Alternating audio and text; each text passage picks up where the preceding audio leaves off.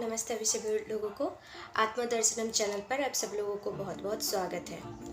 मुझे पता है मैंने बहुत दिन से कोई वीडियो नहीं बनाई और 11/11 पोर्टल चला गया, लूनर एक्लिप्स चला गया, मैंने कोई वीडियो नहीं बनाई क्योंकि उस टाइम पे मेरा भी क्लियरिंग चल रहा था और मैं थोड़ा डिसबैलेंस हो गई थी।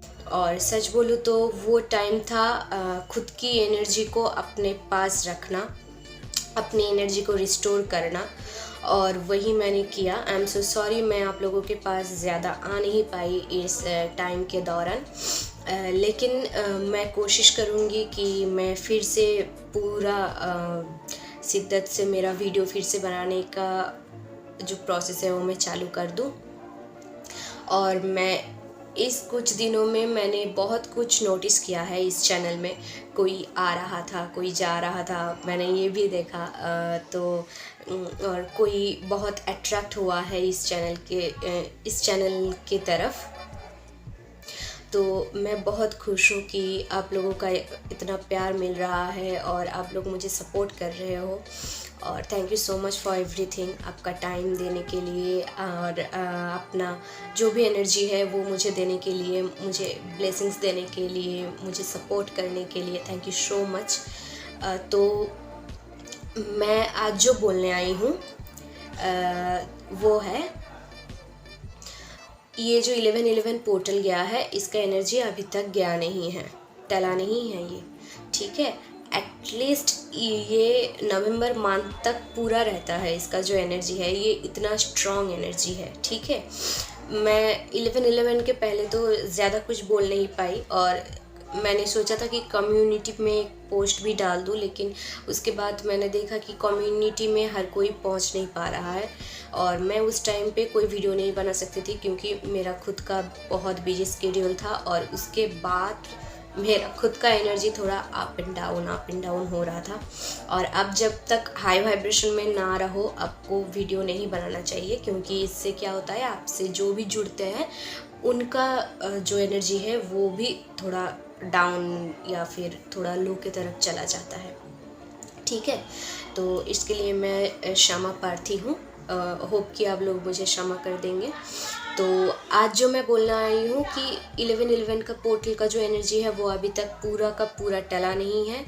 तो अगर आपको अभी भी करना है पूरा नवंबर मंथ, आप एक काम कर सकते हो, 11 बजे से 11:11 तक आपका जो भी ड्रीम जॉब है, आपका जो भी ड्रीम कोई एडुकेशन है, कोई बाहर जाना है, रिलेशनशिप अच्छा करना है, अट्रैक्ट करना है, सोलमेट अट्रैक्ट करना है, कुछ भी करना है, इस दौरान आप एक काम कर सकते हैं, 11 से 11:11 मिनट तक अब बैठ के उसके बारे में विजुलाइज कर सकते हैं और मेडिटेशन कर सकते हैं। वो बहुत अभी वो जो टाइम चल रहा है वो बहुत स्ट्रॉन्ग टाइम चल रहा है, ठीक है। और अगर किसी का इस टाइम पे काम है तो आप एटलीस्ट 11:11 मिनट पर अपना जो भी प्रेयर है, जो भी आपका इच्छा है, जो भी आपका विशेष है, जो भी आपके अंदर है, वो उस टाइम पे एक बार आंखें बंद करके भगवान को ग्रेटिट्यूड करके बोल देना, ठीक है। और ये सिर्फ 11:11 दिन में नहीं, आप ये जो मैंने कहा है विजुअलाइजेशन एंड मैनिफेस्टेशन, ये आप 11:11 रात को भी कर सकते हैं, ठीक है। आप अपने टाइम के हिसाब से कर सकते हैं और आप दोनों टाइम पे भी कर सकते हैं, ठीक है। और ये भी कर सकते हैं कि अगर आपका 2 चॉइस है तो एक आप सुबह में ले लिया, एक आप रात में ले लिया, ठीक है, ये भी आप कर सकते हैं। तो ये जो 11:11 गया है इसके बारे में मैं तो बताने आई हूँ, लेकिन उसके बाद तो ये मैंने बस लेकिन आज का जो मेरा मेन टॉपिक है वो है किस टाइप की रिलेशनशिप रहता है और वो क्या क्या है।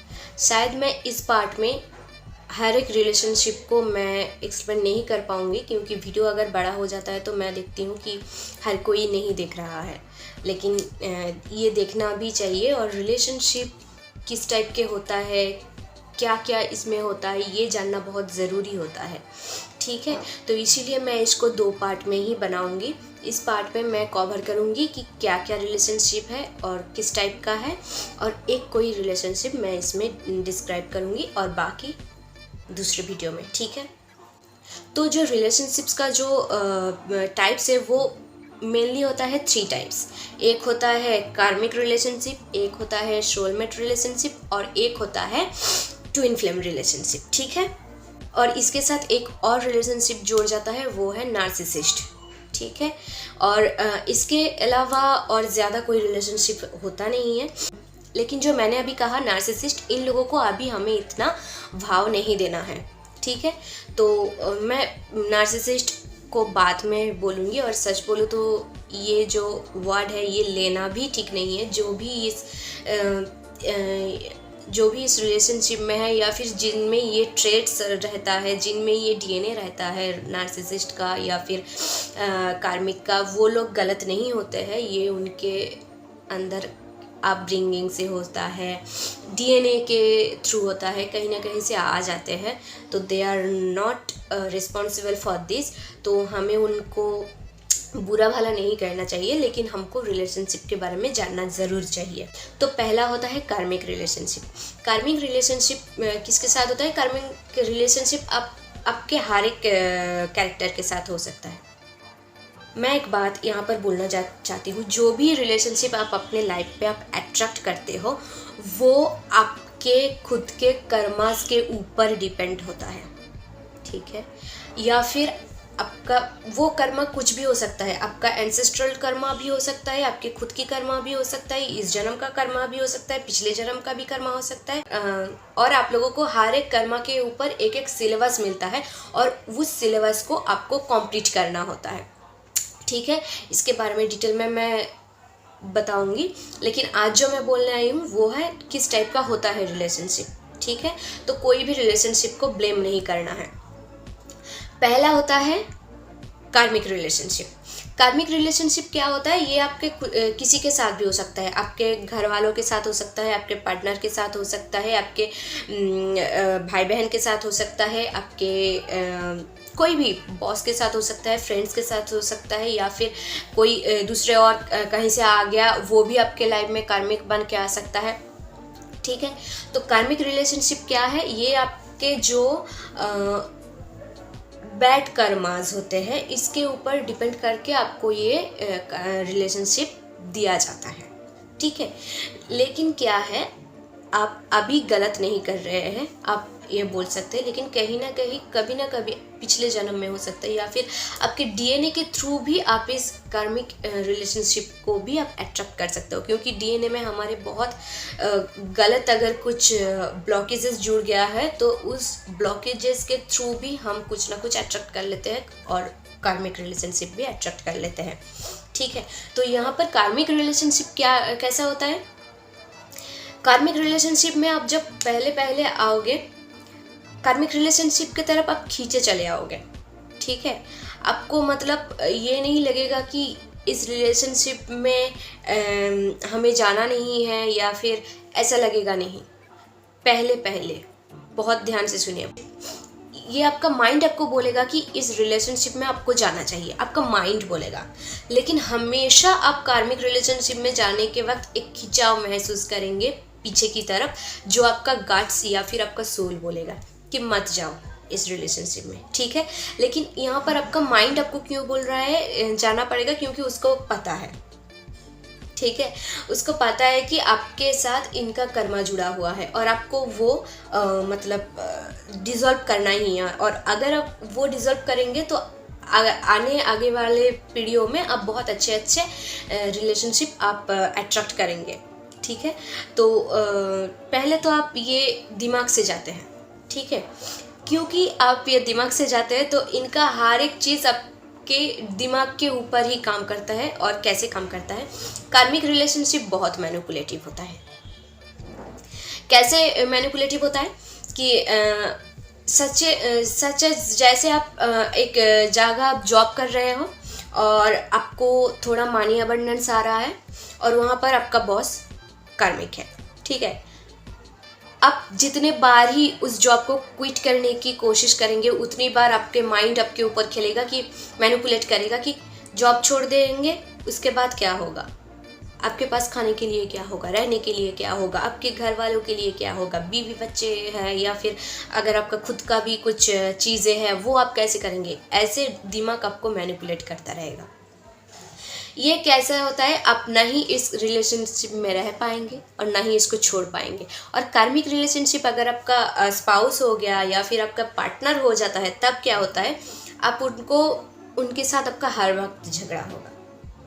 छोटी सी छोटी बात पे आपके उनके साथ झगड़ा होगा, ठीक है। लेकिन आपका कार्मिक क्या है ना, आपको मिरर दिखाता है, सिर्फ बैड मिरर दिखाता है कार्मिक, ठीक है। तो कार्मिक कैसे दिखाता है, अगर आप खुद के ऊपर केयर नहीं कर रहे हो, सेल्फ केयर नहीं कर रहे हो, सेल्फ केयर करना गलत हो, बुरा समझते हो, या फिर सेल्फ केयर करने को आप सेल्फिशनेस समझते हो, तो वो आपको हर बार ऐसे ही आपको मैनिपुलेट करता रहेगा, उसी जगह पे आपको ट्रिगर करता रहेगा। ऐसे करेगा कि आपके शायद आप सेल्फ लव में ज़्यादा ध्यान नहीं दे रहे हो, आपको अचानक से ऐसे बोल देगा कि बॉयफ्रेंड है ना, इसलिए तो खुद के ऊपर काम करने का मन ही नहीं है, या फिर आपको बॉडी शेमिंग, या फिर आपके अगर कोई चीज़ वीक है वहाँ पर उसको मतलब आपको दिखाना है कि ये तेरा गलत है।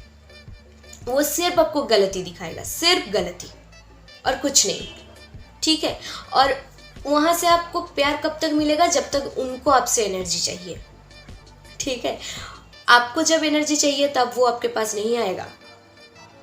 लाइक अगर उनका मूड अच्छा है तो वो आपके साथ अच्छे से बात करेगा, उस टाइम पे आपका मूड क्या है वो नहीं देखेगा। उनका मूड बुरा है, आपका मूड अच्छा है, वो आपके साथ बुरे से ही बात करेगा, क्योंकि वो उनके मूड के ऊपर है। ऐसा होता है कार्मिक रिलेशनशिप। और इस रिलेशनशिप में आप तब तक रहते हो जब तक आपका कर्मा ख़त्म नहीं होता है। आप समझेंगे कि मुझे तो ऐसे रिलेशनशिप मुझे छोड़ देना चाहिए, आपको बहुत बार ये ख्याल आएगा छोड़ देना चाहिए, लेकिन जब भी आप छोड़ने जाएंगे ना, आपको मैनिपुलेट किया जाएगा। मैनिपुलेट कैसे किया जाएगा, शायद आपके पास आपका नंबर है और आपके घर वाले के, शायद आपके बहन के पास या फिर आपके दोस्त के पास उसका नंबर है, आपने ब्लॉक कर दिया, वहाँ से आपके पास कॉल आएगा कि नहीं नहीं नहीं, अब मैं अच्छे से रहूँगा, तो मुझे कॉल कर ले, मुझे अनब्लॉक कर दे। आप अनब्लॉक करने के साथ ही साथ उनका नाटक शुरू हो जाएगा, क्योंकि यही उनका सिलेबस है, वो गलत नहीं है, ये उनका सिलेबस है। तो यहाँ पर आपको क्या करना पड़ेगा, आपको खुद को पहले एक डिसीजन लेना पड़ेगा कि आप खुद को चूज़ कर रहे हो या फिर रिलेशनशिप को। बहुत लोग इसीलिए रिलेशनशिप में जाते हैं क्योंकि उनको बोलना अच्छा लगता है कि मैं रिलेशनशिप में हूँ, रिलेशनशिप में मर रहे हैं, रिलेशनशिप में तड़प रहा है, रिलेशनशिप में मतलब गलत से गलत हो रहा है, उनको बुरा भला सुनने को मिल रहा है, वो उनके साथ रहना भी नहीं चाहता है, हर वक्त उसके सेल्फ रिस्पेक्ट में घाव दिया जाता है, हर वक्त उसको ये याद दिलाया जाता है कि उसने गलत क्या किया है, गलत कहाँ किया है, क्या गलत कर रही है, हर वक्त उसको यही समझाया जाएगा। और वहाँ से आपका मूड अच्छा है, अगर उनका मूड अच्छा नहीं है तो वो आपको मतलब आपका मूड का पूरा खिचड़ी बना देगा, ऐसे आपको ट्रिगर करेगा। फिर भी आप क्यों नहीं छोड़ पाएंगे, क्योंकि आप पहले तो आप खुद के लिए डिसीजन नहीं लेना पाते हैं, और दूसरी बात आप खुद के लिए स्टैंड नहीं लेना पाते हैं, क्योंकि आप डिपेंडेंट हो इमोशनली किसी और के ऊपर। शायद आप ऐसे कह सकते हैं कि मैं बहुत इमोशनल हूँ, मैंने तो उसको सच्चा प्यार किया है। आपने उसको अगर सच्चा प्यार किया है तो वो भी आपको सच्चा प्यार ही करेगा। आप उनसे अटैच्ड हो चुके हैं, अट्रैक्टेड हो चुके हैं।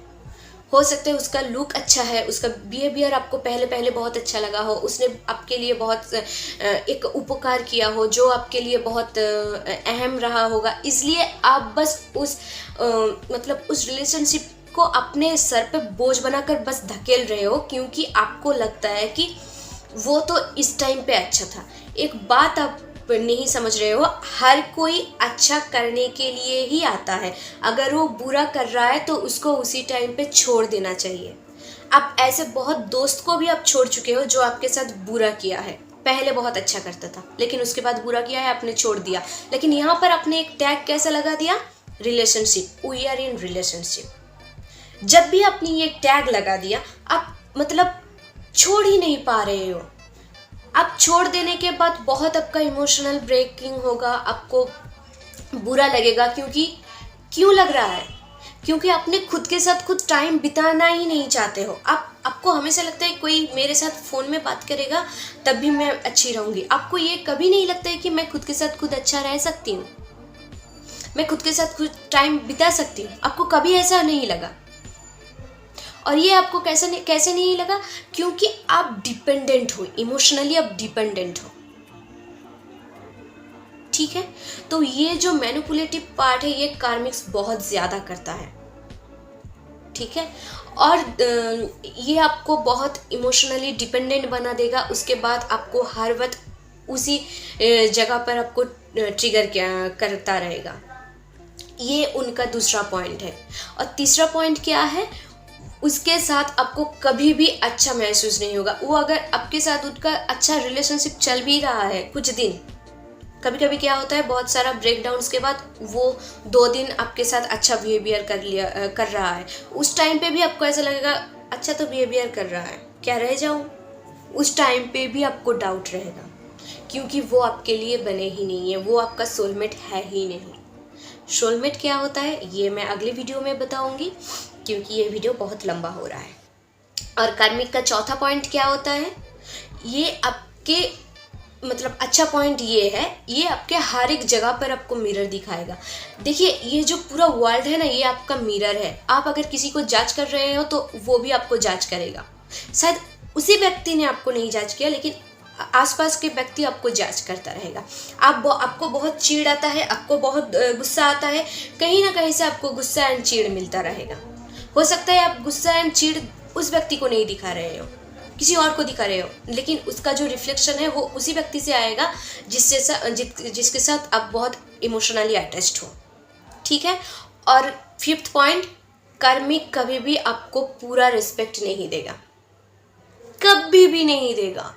वो शायद ये दिखाएगा कि मैं आपको रिस्पेक्ट देता हूँ, लेकिन जब भी टाइम आएगा वो आपको दिखा देगा कि वो आपको पूरा रिस्पेक्ट नहीं दे रहा है, वो आपकी सेल्फ रिस्पेक्ट की धज्जियाँ उड़ा रहा है।